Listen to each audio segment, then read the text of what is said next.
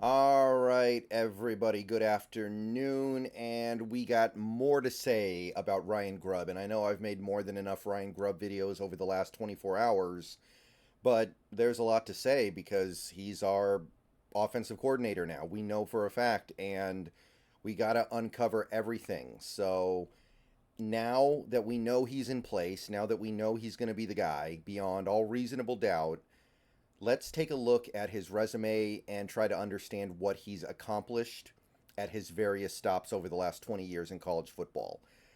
He's inhabited many different programs, he's had many different roles, and it's been across multiple levels of college football from the peak coaching in the national championship game a month plus ago to starting out at the very bottom with these very small, very low profile schools. So he's been just about everywhere. And I want to go over it as thoroughly as possible in one video. And I want to try to just understand what kind of production this guy's put on the table. Because if you wanted to talk about what kinds of things is Ryan Grubb going to do with the Seahawks offense in 2024, that would be pretty easy to answer just based off watching the last 2 years of Huskies football. And if you look at what the Huskies have done over the last two seasons offensively, you can get an idea of what the Seahawks are going to do. You've got a ton of pre-snap motion, constant pre-snap motion, a lot of pushing the ball down the field, a lot of nine routes, a lot of vertical shots, a lot of shot plays, and you've also got aggression on fourth down. And I think those are the main things to look for when you're trying to find things that carry over. Those are the things that are just very obvious and clear to anybody who's paying attention.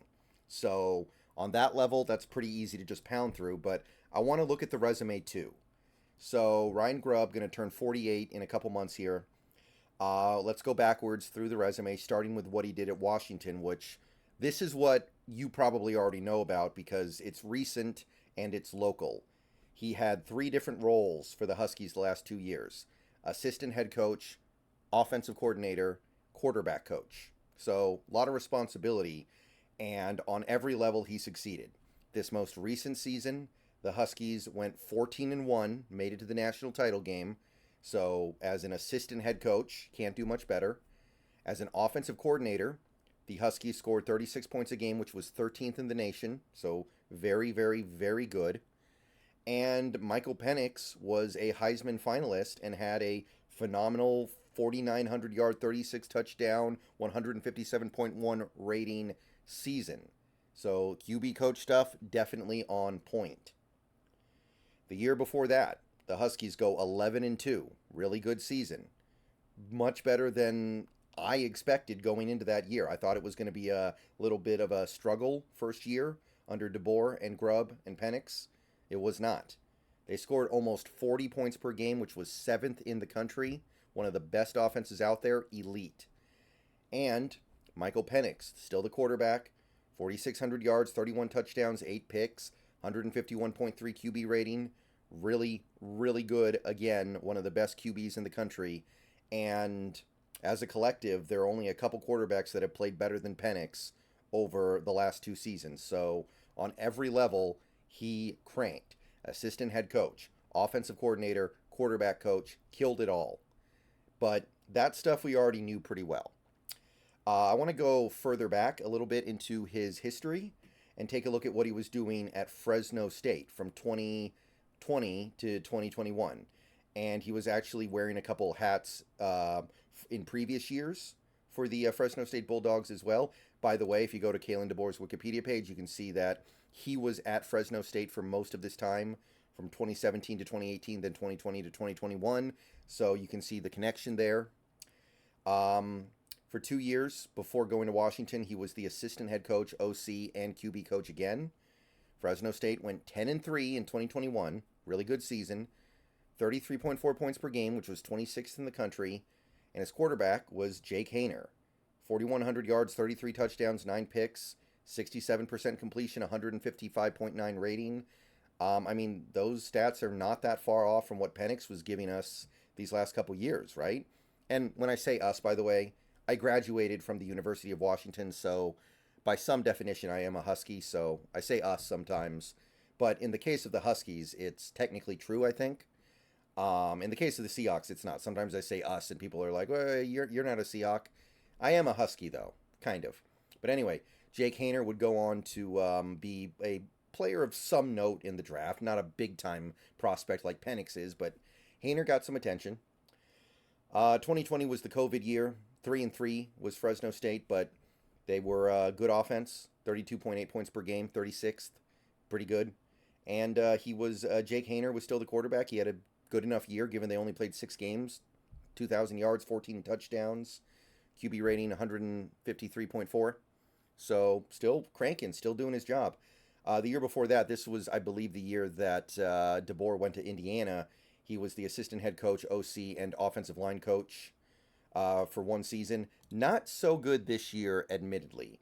So separated from DeBoer, you definitely didn't see quite the same results.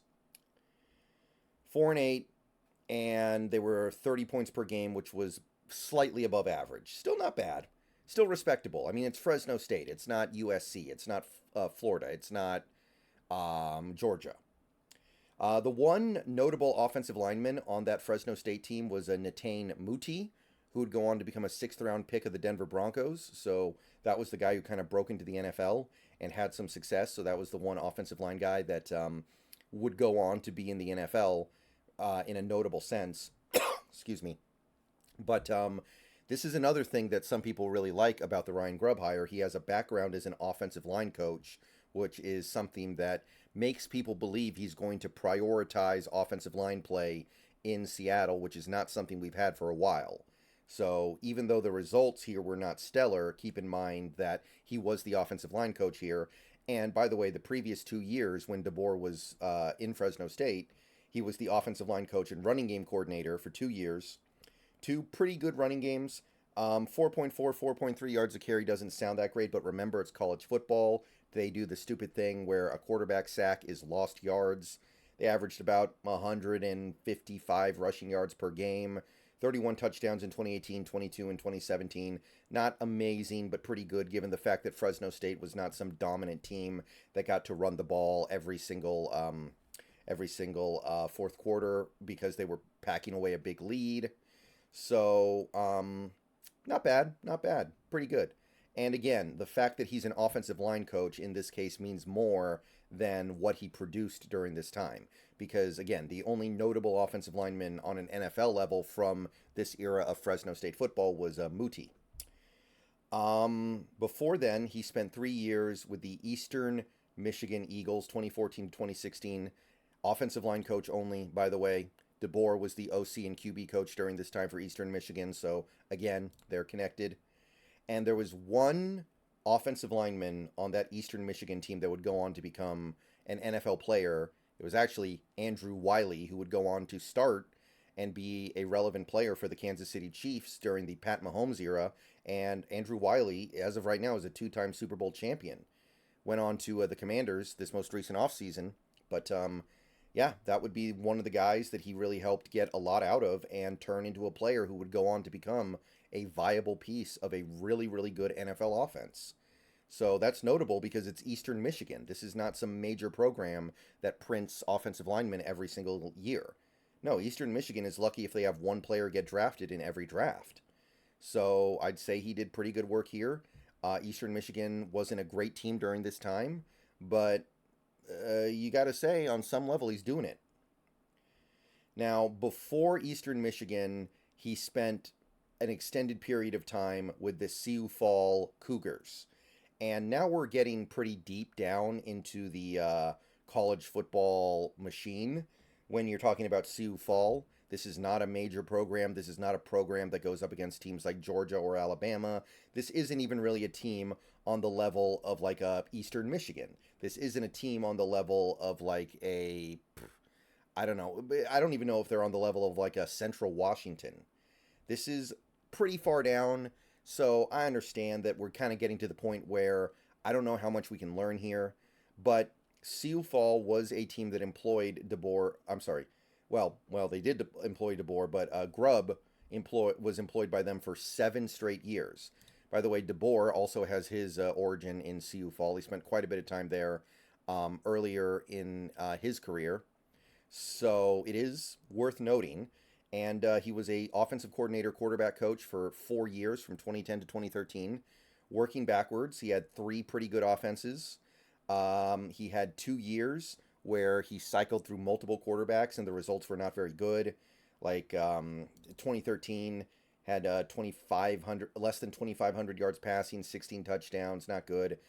This year he cycled through like two different quarterbacks. It was not very good. 1,600 yards, 18 touchdowns, 12 picks. 2012 was better. He actually got mostly a complete year from Taylor Perkins. And by the way, I know nobody knows who these guys are right now, but just putting names out there. He had a pretty decent year. 2,700 yards, 26 touchdowns, 6 picks, a little bit better. But the first year that he was the offensive coordinator and quarterback coach in Sioux Fall in 2010, that was the year when things really just blew up. 41.2 points per game, really, really good. And he had a consistent quarterback that provided elite play. John Eastman, 3,500 yards almost, 45 touchdowns, 6 picks, 175 rating almost. So when he had a really good quarterback, he produced great results. And again, I know it's Sioux Fall, and I know it's not really anything that is going to translate to the Seahawks, but the point is, he's putting results on the board in the capacity that he's being allowed to. Now, before then, he spent 3 years as an offensive line coach and running game coordinator, and I mean, they had some dominant rushing games. The 2009 season, the last year he was the O-line coach and running game coordinator, they averaged over 6 yards a carry, had 50 rushing touchdowns, and 256 rushing yards per game, which was an improvement over the previous year, which was an improvement over the previous year. So they became more and more dominant, more and more elite in the rushing game, and he was coaching that part. So before then, he spent a year as the South Dakota State Jackrabbits wide receiver coach. I believe the Jackrabbits is where Cade Johnston came from. He's been a Seahawk on and off for a few years. 2006, Micah Johnson had 44 catches, 666 yards, 5 touchdowns. Jerron Harris had 39 catches, 531 yards, 4 touchdowns. Just nothing too notable. When you get down to this level of college football, there are a lot of teams that do not pass the ball very much, and the Jackrabbits did not pass the ball very much in 2006. Year before, he was the running back coach. 2005, had 2 running backs get over 900 yards, 5.9 yards a carry, 7.8 yards a carry, 18 combined touchdowns. Corey Coeg and Anthony Watson. So good running game, good running backs there, I guess. But that's about as far back as we're going to go. I'm not going to go back into his high school stuff. Like, let's not be ridiculous here. We've been ridiculous enough today as is. But, I mean, it's a successful track record. It is. And some of it isn't going to mean that much, but this Fresno State stuff was good. And the Washington stuff was remarkable. It's just a question of what translates. And the stuff in Grubb's system about, getting the ball out of your hands inside of 2 seconds and throwing a lot of screen passes and doing a lot of things that depend on the physical dominance of your players over the opponent, yeah, that's not necessarily going to work. But there is stuff that will work. All the motion, all the misdirection, and the willingness to aggressively push the ball down the field. Those things will work. So it's a good resume. It's a good plan. I'm going to get behind it. He's not my favorite. I will stick to that. But he's good. And there's nothing wrong with this hire. And if the team wants to be bold and take a chance, I'm not going to tell them don't do it. They're taking a chance with Mike McDonald. To a certain extent, they're taking a chance with Aiden Durd. Not that he's going to have a big role anyway. So they're taking another chance here. And yeah, it can go wrong, but the rewards are great if it goes right. All right, see you guys later. Go Hawks. Probably another video later, but let me know what you think about Ryan Grubb.